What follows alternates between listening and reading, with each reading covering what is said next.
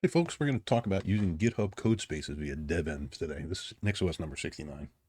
A link to this talkie script on the left-hand side will be provided in the description.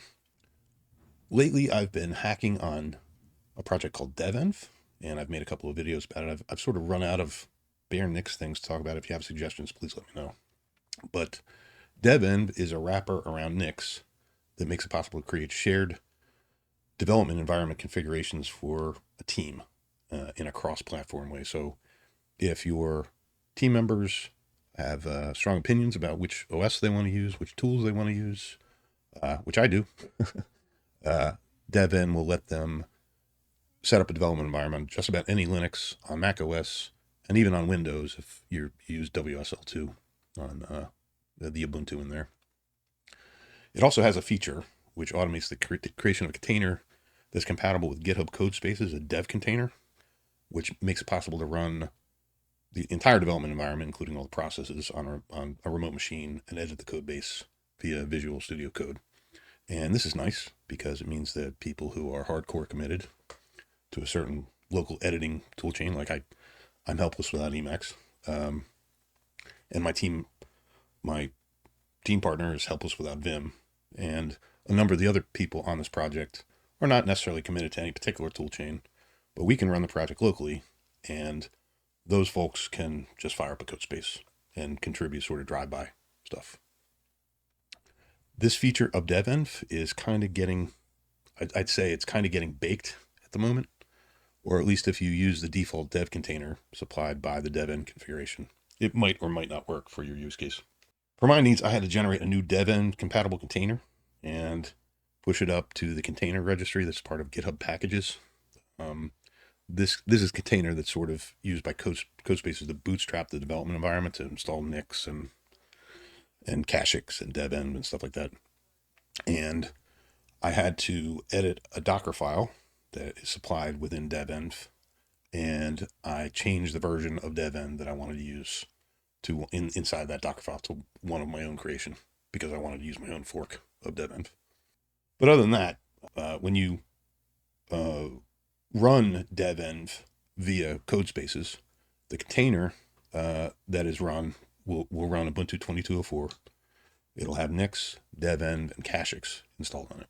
And by default, for free on GitHub, you can run at most of like a 4-core, 8 gigabyte container with 32 gigs of storage. And for pay, you can run larger configurations. So I wanted to demonstrate to myself that this stuff worked at all.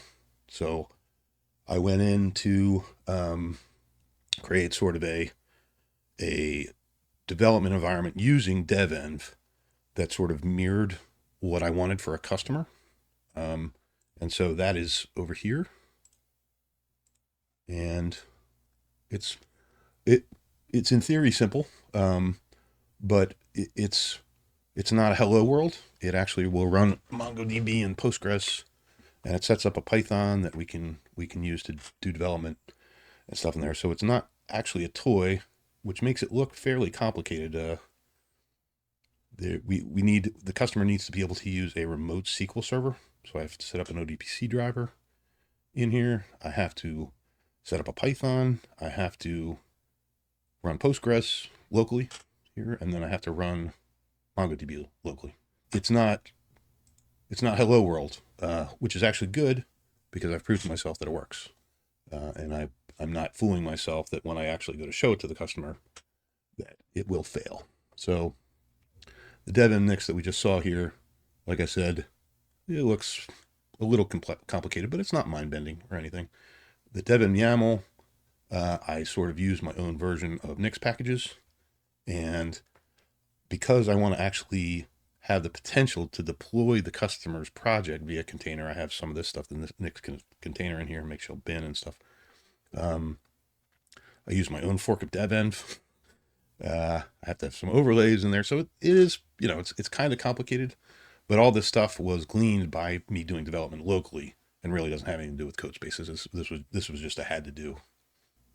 Once I figured all this out, I made sure it all worked locally by running Devenv shell. And let's see, OBS is not taking 100% of my CPU, so it should finish in a reasonable amount of time.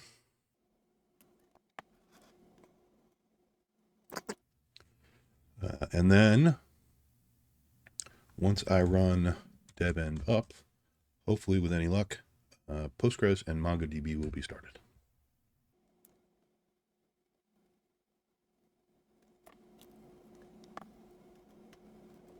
And it looks like it. Got Mongo, Postgres.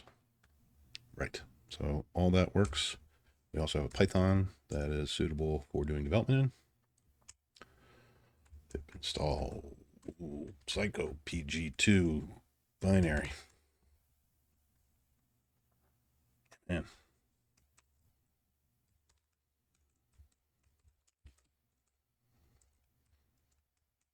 Yep. Okay. So as a byproduct of me typing devenv shell, a file got generated inside of here called devcontainer.devcontainer.json. And the stuff that causes that to happen is inside of our devenv.nix, and it is this stuff here. And we say devcontainer enable equal true, and then we say settings equal, and then a bunch of stuff in here. The image, the dev container image I want to use is specified here. I created my own, like I said before, and uploaded it, pushed it to GitHub Packages container registry. I'm specifying inside of here, these are the extensions I want to be installed in the resulting code space. So these are the Visual Studio Code extensions. We want Python support, IntelliCode, and we want to be able to edit Nix files and have syntax outline. Then this command here is the command, it says update content command, is the command that gets executed just after the container starts. And we're telling it, use the devenv cachex cache, use another cache called Apex, which is my own cache, and we're using Nix packages Python cache. And this is just so that when we start the development environment, it doesn't need to build any software. I've already built it all and pushed it up to those caches. So now that I've run devenv shell, it generated that devcontainer.json in here. This one. I've already checked this in, I think. Indeed. So the resulting devcontainer.json looks like this over here. That's what that file is. And that is what GitHub Codespaces uses to bootstrap its code space. So now that that's pushed, we can try this to be an actual code space. And the way we do that is we go to the repository inside. This is this dev container test thing that houses all this code in here. And I don't have any code spaces on this repository. Check that. Let me make sure that's true. It does not reflect it when you make one. Okay. And I'm going to set this up new with options. I want it to be a 4-core machine. That's the best I can do with a free plan here. And click create code space.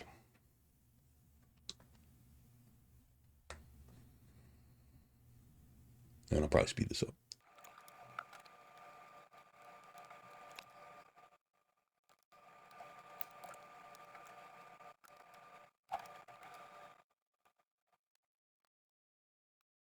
All right, it looks like it is booted. It's not finished to the point where we have actual access to a shell yet. It's creating a Python virtual environment for us. Okay. I'm not quite sure why this happens because the dev container configuration has not changed. No, I don't quite understand, but to ignore it. So now we can see, like in our local environment, we can go in and edit these files. And when I must admit, I am not familiar with how you save stuff in here. I guess it just gets committed when you save it to the repo. I don't know, but we can do like we did locally, do devenv shell.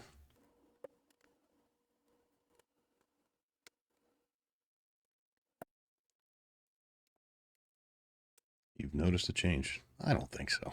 Well, maybe, yeah. Contents didn't get changed. It's just the timestamp. I get it. Because that changes when run devenv up or devenv shell. All right, and now that we have a shell, we can run devenv up.